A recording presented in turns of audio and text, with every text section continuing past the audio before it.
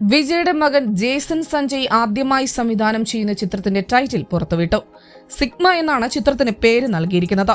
സുദീപ് കിഷനാണ് നായകൻ. ടൈറ്റിൽ പോസ്റ്ററിൽ സുദീപ് കിഷൻ പണക്കെട്ടിന് മുകളിൽ കൈയിൽ ബാൻഡേഡ് കെട്ടിയിരിക്കുന്നത് കാണാം. പ്രമുഖ ബാനറായ ലൈക്ക പ്രൊഡക്ട്സ് നിർമ്മിക്കുന്ന ചിത്രത്തിന്റെ സംഗീത വിഭാഗം കൈകാര്യം ചെയ്യുന്നത് തമനസ് ആണ്. പ്രവീൺ KL ആണ് എഡിറ്റിംഗ്. Co director Sanjeev. ഛായാഗ്രഹണം കൃഷ്ണൻ വസന്ത്. പബ്ലിസിറ്റി ഡിസൈനർ ട്യൂണി John. VFX Hariharasudhan. PRO Suresh Chandra എന്നിവരാണ് മറ്റ് അണിയറ പ്രവർത്തകർ. അതേസമയം വിദേശ യൂണിവേഴ്സിറ്റികളിൽ നിന്ന് സംവിധാനം പഠിച്ചതിനു ശേഷമാണ് ജേസൺ ആദ്യ ചിത്രവുമായി എത്താൻ ഒരുങ്ങുന്നത്. ടൊറാന്റോ ഫിലിം സ്കൂളിൽ നിന്ന് 2020 ഫിലിം പ്രൊഡക്ഷൻ ഡിപ്ലോമ പൂർത്തിയാക്കിയ ജേസൺ പിന്നീട് ലണ്ടനിൽ തിരക്കഥാരചനയിൽ BAയും ചെയ്തു.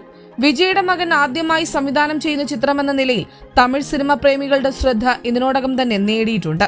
ജേസണിനെ നായകനാക്കി മുൻപ് പലരും സിനിമകൾ ആലോചിച്ചിരുന്നു.